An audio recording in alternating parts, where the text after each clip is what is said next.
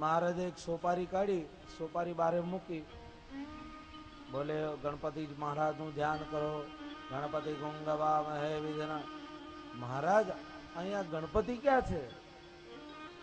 આ સોપારી છે એને ગણપતિ સમજી લો. અચ્છા, આ સોપારી ને ગણપતિ? હા સમજી લો. હવે બાજુમાં બીજી સોપારી મૂકી, ઓમ રિદ્ધિ નમઃ સિદ્ધિ નમઃ. માતા રિદ્ધિ સિદ્ધિ કોણ છે? આ બે સોપારી મૂકી છે એને રિદ્ધિ સિદ્ધિ સમજી લ્યો. ભલે મહારાજ, રિદ્ધિ સિદ્ધિ. હવે ગણપતિ મહારાજને વસ્ત્રોપવસ્ત્ર પહેરાવો. એટલે નાળા છડીનો ટુકડો લીધો, એને લપેટ્યો અને હાથમાં આપ્યો. આ ગણપતિ મહારાજને પહેરાવી દો. વસ્ત્રોપવસ્ત્રમ સમર્પયામિ. અરે મહારાજ, આ વસ્ત્રોપવસ્ત્ર ક્યાં છે? આ તો નાળા છડીનો ટુકડો છે, આને વસ્ત્ર સમજી લ્યો.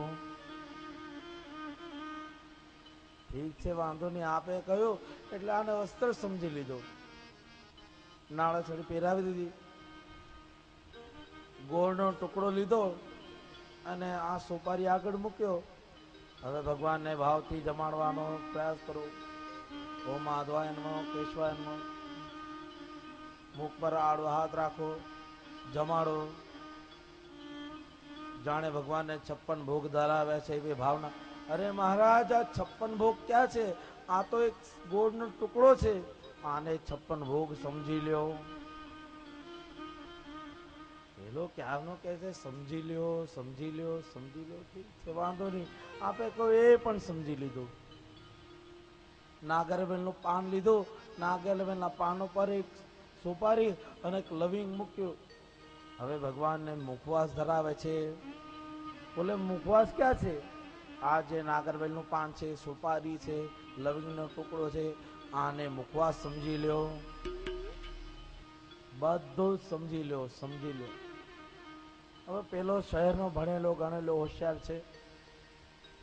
ક્રિયાવિધિ પૂરી થઈ, સત્યનારાયણની કથા વંચાઈ ગઈ, બધું જ પૂરું થઈ ગયું.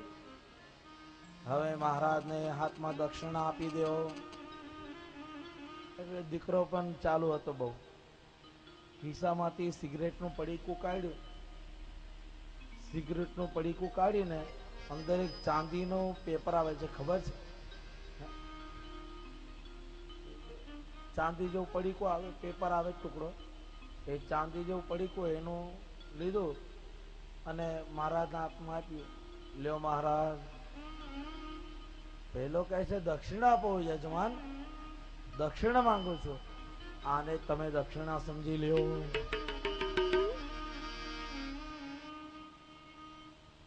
તમે મને ક્યારના 3 કલાકથી સમજી લ્યો, સમજી લ્યો, માની લ્યો, તો હું પણ તમને કહું છું આ દક્ષિણા છે એમ સમજી લ્યો.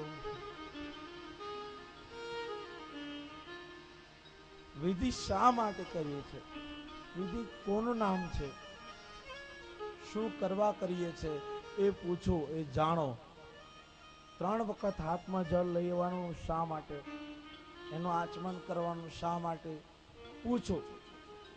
બ્રાહ્મણોને પૂછવું જોઈએ.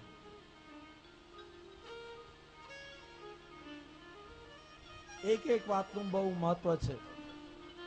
જ્યારે ભગવાનને જમાડો ત્યારે મુખ પર આડો હાથ શું કામ મૂકવાનો? પૂછો. કોઈને ખબર છે? આપણે જાણવું જ નથી. એ લોકો કહે છે એટલે આપણે કરવાનું બસ, અને આપણે છૂટી જવાનું. એ જેમ કે એમ કર્યા જ કરીએ.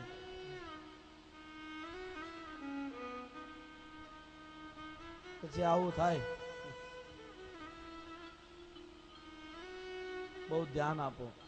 લગ્નના મંડપની અંદર પણ આજે પણ મેં ઘણી વખત જોયેલું છે, લોકો ચપ્પલ અને જૂતા પહેરીને અંદર પ્રવેશ કરે. મારા બ્રાહ્મણ ભાઈઓ બુદેવો બહુ ખાસ ધ્યાન રાખવાનું. લગ્નના મંડપમાં જૂતા ચપ્પલ પહેરીને ન અવાય. એ વિવેક છે, એક મર્યાદા છે. લગ્ન કરાવે ત્યારે ચપ્પલ પહેરીને વરરાજા લગ્ન કરતા હોય છે. આવું ઘણી વખત જોયેલું છે. બહુ ખરાબ વાત છે. ભૂદેવે આ સુધારવું જોઈએ, સમજાવવું જોઈએ યજમાનને. અને જ્યાં જ્યાં ફરજ પડે ત્યાં રોકટોક કરવી જોઈએ. સુખદેવજી મહારાજ વર્ણન કરે, રાજા પરીક્ષિત સાંભળો. લક્ષ્મી સ્વરૂપાનું રુક્ષ્મણજીનું પરમાત્માએ સ્વીકૃતિ કરી છે, એને અપનાવ્યા છે. ત્યારબાદ રુક્ષ્મણી અને કૃષ્ણ એમનું પહેલું સંતાન થયું છે. આ છે પ્રદ્યુમ્ન મહારાજ. પ્રદ્યુમ્ન મહારાજ પહેલું સંતાન, પ્રથમ સંતાન. આ પણ એક પ્રકારનું કામ છે, પરંતુ કેવો કામ? અલૌકિક કામ છે. એણે માર્યો છે દૈત્યને, સમ્રાસુરનો નાશ કર્યો છે. આ સમ્રાસુર કોણ હતો? સમ્રાસુર એક લૌકિક કામ હતો. અલૌકિક કામે લૌકિક કામને માર્યો છે. પ્રદ્યુમ્ન મહારાજે સમ્રાસુરનો વધ કર્યો છે. ત્યારબાદ 2 અધ્યાયની અંદર સમંતોપાખ્યાન સંભળાયું. પરમાત્માએ બતાવ્યું કે પોતાના દેશ પ્રત્યેની ભાવના કેવી હોવી જોઈએ. જે કાંઈ કમાવ છો એ દેશાર્પણ કરવું જોઈએ. દેશને માટે કેવી રીતે એ સંપત્તિનો ઉપયોગ કરવો જોઈએ એ બતાવે છે. આ પરમાત્માની અદ્ભુત ક્રાંતિ છે, લીલા છે. આ લીલાઓ દ્વારા પરમાત્મા પોતાના સ્વરૂપનું જ્ઞાન કરાવે છે કે આ બધું હું પણ કરું છું, તમે પણ કરો. દેશને માટે પરમાત્માએ એક જાગૃતિ કરી છે. સમંતોપાખ્યાન દ્વારા પરમાત્માએ આ જ્ઞાનની અનુભૂતિ કરાવી છે. જહાં ડાલ ડાલ પર सोने की चिड़िया करती है बसेरा, ओ भारत देश मेरा, ओ भारत देश मेरा. जहाँ डाल डाल पर सोने की चिड़िया करती है बसेरा, ओ भारत देश है मेरा, ओ भारत देश है मेरा. जहाँ सत्य अहिंसा और धर्म का पल पल लगता मेला, वो भारत देश है मेरा, वो भारत देश है मेरा, वो भारत देश है मेरा, वो भारत देश है मेरा. દરેક ભારતીય એક ગૌરવ તો લેવા જેવો છે. દરેકના ઘરમાં ફોટા તો હશે,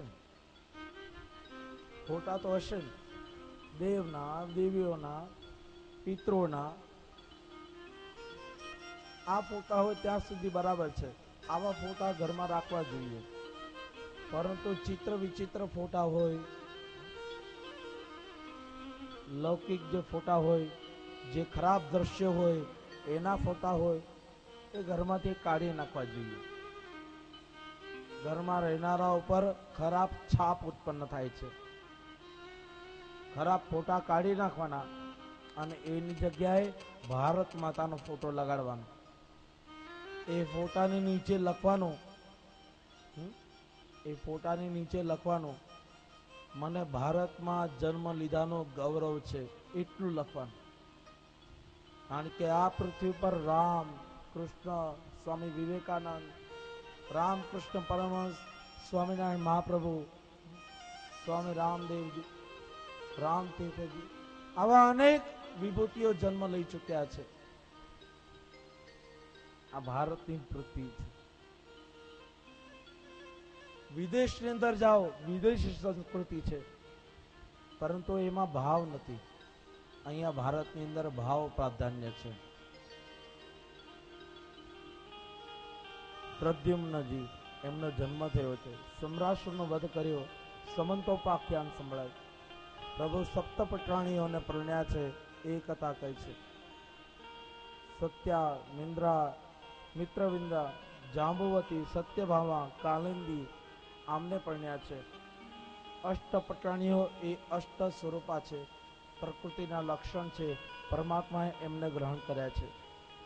ત્યારબાદ રુક્ષ્મણીજીને અભિમાન થયું છે, પરમાત્માએ એમનું અભિમાન મટાડ્યું.